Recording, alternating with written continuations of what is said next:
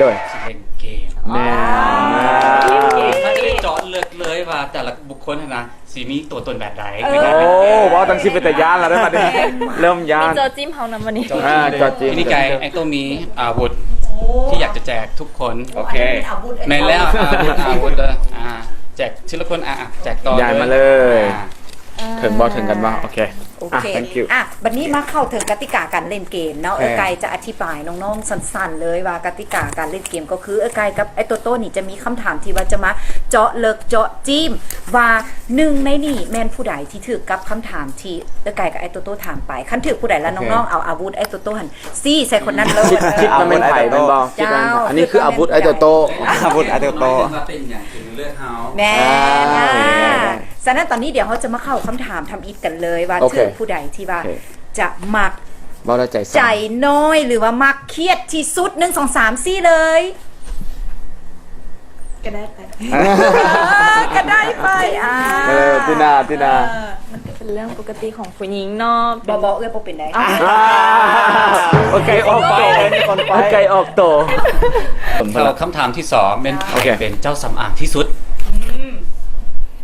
ซี่มา ผู้ใด ซีมากับนี่เรียกว่าสิเป็นคริสติน่าโบแมนบอก ว่านี่ ถึงจะเป็นผู้หญิงก็บ่ได้อันสำอางพอเทเลอร์ได้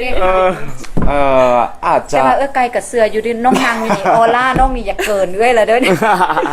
อาจจะเป็นย้อนเขาเฮ็ดอาชีพนี้แน่แหละครับมันก็เลยต้องได้แบบดูแลตัวเองบ่แม่นละน้อยหนึง ดูแล ก่อนเข้าวงการก็ดูแลตัวเองบักดีๆ ก็น้อยหนึง ให้น้องเว้าเดี๋ยว ได้อธิบายยันน้องว่าบ่เป็นความจริงยันน้องเก็บยันน้อง บ่ เก็ ได้ บ ฮู้กับน้องอีกได้ ก่อนเข้าวงการแม่หันจะมักแบบซื้อครีมนู่นนี่นั่นมาบำรุงลูกชายแบบเป็นลูกชายเดี่ยวเด้แม่ก็เลยแบบว่าหาเป็นพิเศษเอาใจใส่ อั เป็น น นี้ พิเศ เสื้อ ษ แท้นางใกล้น้องนี่ผิวพรรณดีอีหลี โดย ผิวสุขภาพดี และหลังจากตอนนี้หันกะเฮ็ดเวียกตัวนี้เนาะเขาก็ต้องได้แบบว่าต้องได้แบบดูแลนิดนึงยันบ่สู้กับไกลเลย วันนี้มาเข้าคำถามต่อไปเม่นไผ่อยู่ในนี่ที่มักคือเสมอว่าตัวเองถูกที่สุดและบ่เคยผิดเลยอู้ อะไรวะเดี๋ยวกำลังคิด บ่ต้องจี้แล้วแหละตาบ่ต้องจี้ละ ใจ อย่างที่ เนาะ บอกให้อายจังซั่น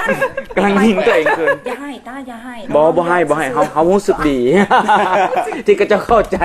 เป็นจังได๋ลอง บ่ดอกคิดว่าก็ต้องน่าจะคิดว่าพอเขาเป็นอ้ายใหญ่แล้วยามเขาเว้าหยังก็จะตั้งใจฟัง แม่นบอก แล้วก็ยามเขาบอก น้องบอกว่าน้องๆคือจังซั่น ก็บ่ฮู้ว่าตอนฟังหันมันออกเข้าทั้งหูซ้ายทะลุหูขวาบ่ แต่น้องๆกันยังอยู่หลายคนเลย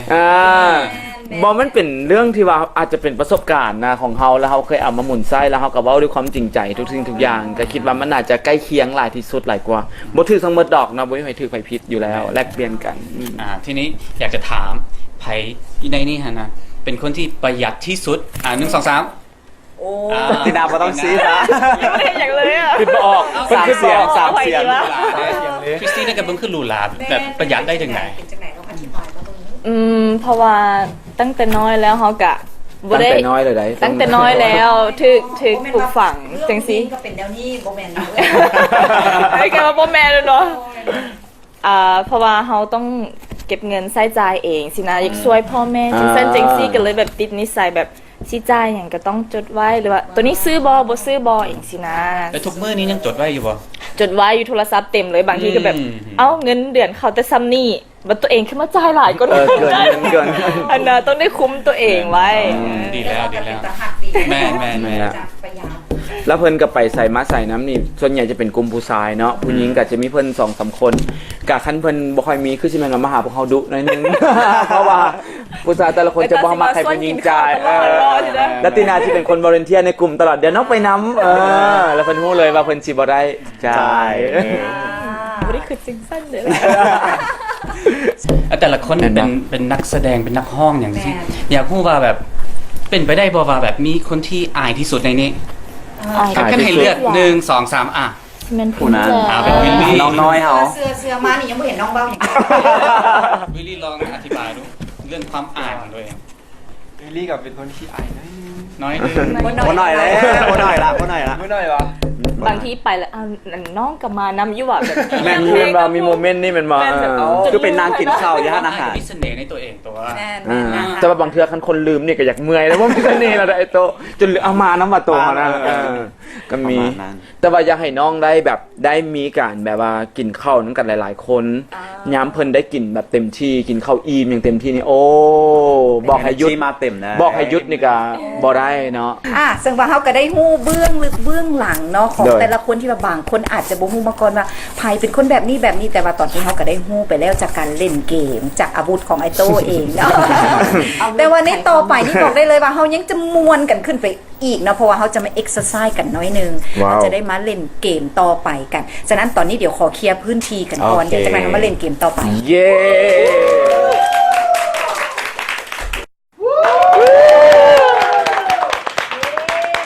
เดี๋ยวเราก็พร้อมแล้วที่จะมาเล่นเกมอีกเกมหนึ่งบอกได้เลยว่าเกมนี้จะเป็นเกมที่ทุกคนต้องมีมาออกกำลังกายเอ็กซ์ไซส์กันเต็มที่เลย เกมอย่างไกล สำหรับเกมนี้มีชื่อว่าเกมใบคำ ใบคำ จำนวนแน่นสำหรับเกมใบคำนี่เขาจะได้มาแบ่งกันออกเป็น2ทีมเนาะ ผู้ใดรอๆนี่มาทีมไก่เนาะผู้ใด แล้วผู้ใดงามๆกับมาทีมไอโต้ตาต้องกระงามอยู่มา ตอนนี้เขาแบ่งออกเป็น2ทีมแล้วหลังจากเขาแบ่งออกเป็น2ทีมแล้ว แต่ละทีมจะมีเวลากำหนด2นาที โอเค 2นาทีก็คือจะเปลี่ยนกันใบคนหนึงจะเป็นคนใบคนหนึงจะเป็นคนจับ อืม ใน1นาทีทำอิฐหลังจาก1นาทีที่2 ก็สลับกัน ผู้ใดที่ว่าใบได้หลายที่สุดจะเป็นผู้ชนะสำหรับผู้แพ้ โอ้ รางวัลเป็นยังไงไก่เอ้ย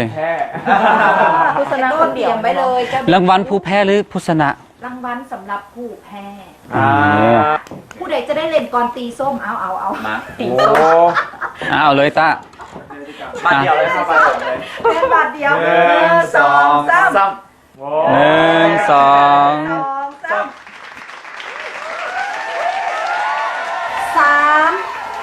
2 1 เริ่มได้ ยามเด็กน้อยเกิดมาก็ต้องให้เฮ็ดหยั สั ง กอย่า โอเคอ่ามันจะเป็นลูกยิงมาปุ๊บเขาฟาด แบ กับ ดมินตัน อีกอันหนึง อันหนึ่ง ลูกหลานไฮโซอันหนึงเขาจะลุงเขาจะ yes โอเค อันไอ้ตาเบ้าอย่างก่อไอ้ห้องเพลงคืออย่างสมัยตะกี้คืออย่าง เอลวิส บอแม่น คือเป็ดบ่ ควยกับอย่าง งัว โอเค อ้าวย ามไอ้ตาบอกว่ายามขึ้นเวทีแล้วต้องเฮ็ดคืออย่างพึ่งใหญ่ๆพึ่งใหญ่ๆเลิศใหญ่ๆเลิศมันมีตัวหนึ่งที่มีปีกแต่ว่าที่ว่ามันจะมี ผ่านก็ได้เด้ผ่านก็ได้เด้ ยาวๆหางยาว ยุงหว่ะ ๆโอเค โอเค ตอนอยู่ชั้น3เขามีห้องหยังไหว้พระ โอเคอยู่ญี่ปุ่นเนี่ยไปญี่ปุ่นแล้วจะต้องเจออย่างส่วนใหญ่อยู่ฮอกไกโด ฟูจิ บอแมนฮอกไกโด มีหยัง ฮอกไก วะ โดมันมีปีนึงมันจะต้องมีตุ๊กตาอีหยังมันเป็นฤดู ผ่านได้ เป็นฤดู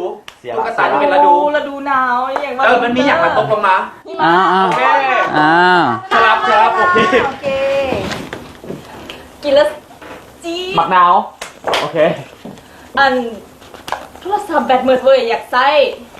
สายชาร์จแบตเตอรี่ บที่ว่ามันเป็นกล่องที่ว่าเขามักเอาไปตลอดเมื่อวานนี้อารีนาเอาไป power bank โอเค โอ้ยนางมีรถแล้วก็แปลงร่างเป็น transformer Yes โอเค อ๋ออันนี้แบบว่าที่ว่าตลกมีขี้แมงวันอยู่นี่แล้วก็แบบเฮ็ดหน้าแบบบอกว่า Charlie Chaplin บอีกคนหนึง ไอ้โต้บอก เยอรมัน เยอรมัน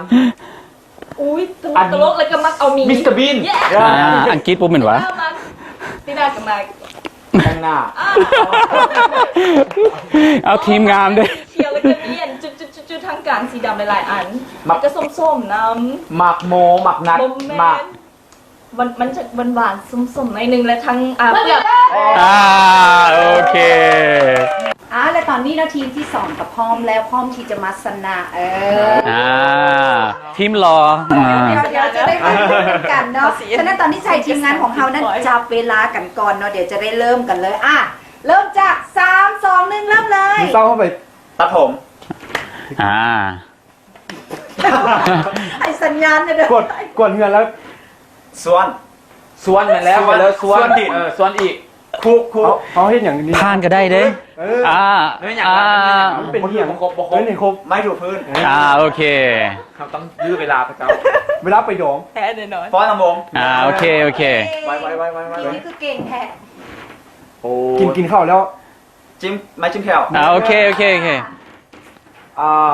ยูเข้มของเลยจ้ะมั้งอันนี้ไม่อย่าง อินเดีย อัน5,000 ไก่ ป้อมยามปอกวีด ป้อมยำ สีเอกไฟแดง ตำรวจ โอเคโอเค เวลากินเบียร์แล้วต้อง เมา เมาต้อง เมาไม่หยังบ่ครบ ไผเมา บ่ครบหัว เป็นไผ่มา ขึ้นเบิงเห็นแล้วต้องขึ้นเบิงลองขึ้นโดนเบิง ผ่านก็ได้ผ่านก็ได้ผ่านก็ได้ เวลาเมาก็จะเอิ้นว่า มันเป็นจังไดวะ เปลี่ยนสลับไปโอเค คุณเป้า yes มันเห็นไหมโซ่ เตกะโตะ โอเคโอ้ไป แมว แม กับ ว แมวกับ แมวกับหนู โอ้ แม่กับหนู แมวกับตัวอย่างที่มันผิด มีหนูกับมีแมวแล้ว หมา โอเคมันฮู้ป่ะ อันมันเป็นลิ้นชนิดหนึ่งที่ตัวใหญ่แล้วก็ บ่ได้แล้วโมลิงมีลิงมีคำว่าลิง เวลาขับรถแล้วเราต้องใส่อย่าง หมวกกันนอก yes โอเค บ่ได้บ่ถึกภาษาลาวไม่หยัง ไอตามันอันเดียวกัน เหลือกันเดียวกัน เวลาฝนตกเขาใส่อย่าง เสื้อกันฝน yes โอเค มันมีคำว่าฝนพิษ เวลาที่ว่ามักไปทะเลทรายเขาจะมักใส่อย่าง บิกินี่ โอเคผ่าน โอเคโอ้เป็นไผ่ศิษนาเนาะนี่หลังจากเขาได้เล่นเกมแล้ว ไอ้ตัวมีผลอยู่ในมือนี่ไกลขึ้นว่าเป็นไผ่ชนะ ตามการเล่นเมื่อกี้นี่ก็คือว่าคือสิบ่มุ่มตัวเองของไกลดอกเนาะ ไม่ถึงไกลชนะโดยการเปลี่ยนซ้ายมันบ่ แต่คะแนนน่ะห่างกันแต่1 คะแนนเฉยๆโอ้ขนาดนั้นเลย โอเค ทีมหนึ่งฮะนะได้10 คะแนนและทีมนั่นก็เป็นทีมของ Handsome Guy ทีมของสดใสสวยงามจักสิได้คะแนนเท่าไหร่จะได้9 คะแนนหรือ11 คะแนนลองเบิ่งโอเคนะผลออกมา 9 หรือ 11 9 หรือ 11 9 หรือ 11 9 หรือ 11 ให้ไหนก่อน 11เย้ เย้แล้วมาพอตอนนี้เนาะของขวัญพิเศษก็อยู่ทางด้านหน้าทุกคนแล้วเลย ต้องเฮ็ดจังไดไก่ต้องเฮ็ดจังได อันนี้ง่ายๆเลยเนาะตัวนี้จะเป็นของขวัญพิเศษที่จะให้ทีมทีแพ้เนาะซึ่งว่าทีมทีแพ้นี่จะต้องได้พักกันเป่าแป้งซึ่งว่าอันนี้จะเป็นแป้งทหารเนาะ ต้องหลีกทางน้อยหนึ่งซะนะ แป้งทาหนาเนาะ น้องซิลลี่ใส่ ไปรีอยู่ใส่ดี เพื่อที่จะเอาสิ่งของที่อยู่ทางด้านในนั่นออกมากิน โอ้ แต่ว่าการเอาสิ่งของทางด้านในออกมากินนั้นห้ามใส่มือเด็ด อ๋อ ขาดให้ใส่อวัยวะอยู่ในปาก ที่อยู่ในปากของเขากระดังก็ได้แมันบ่ ลิงก็ได้มันบ นี่ทำอย่างก็ได้เนาะแล้ววันนี้บังสองหนุ่มนี่เป็นแพงไก่เป็นหลายเนาะเป็นว่าไก่จะไม่ต้องเห็ดก็ได้ ไม่เห็นแล้วเยอะไกล ยังจะเห็ดให้ฉะนั้นตอนนี้จะให้สองหนุ่มเจนเทอร์แมนเนาะ ที่จริงเขา ได้ เป็น อัน เจ นั้น นเทอร์แมนเนาะต้อง เขาเป็น Lady first เอาบุกี้นี่ยังรออยู่มาเหตุที่นะ เซิร์น้องๆประจำทีได้เลยเนาะเริ่มจ้า3 2 1เป่าเลย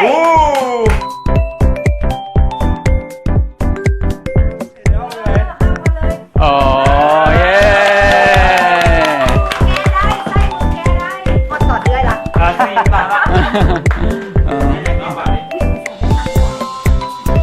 โอ้มันช็อกโกแลต ว่าเป็นท้องหวะ โอ้ยช็อกโกแลต โอ้ เด้อ ก็แล้ว แม่เอาแม่เอา กา กัน รเครื่องกันเนาะ นะ เป็นไก่ผู้แพ้ก็ต้องได้กินสุด ไก่เอ้ยไก่เอ้ย คือมันช็อกโกแลตสั่งโอเคช็อกโกแลต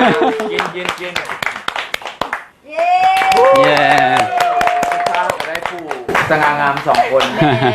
สุดมวนที่สุดเลยสำหรับมื้อนี้เนาะนอกจากที่ว่าเขาจะได้แขกรับเชิญสุดพิเศษได้คุยลงเลิกเถิดเรื่องราวต่างๆที่เป็นแห้งบันดาลใจให้กับทุกๆคนเลยที่สำคัญยังได้แขกรับเชิญที่มาร่วมเล่นเกมมวนซื้อน้ำกันมื้อนี้สังเกตกลับบ้านด้วย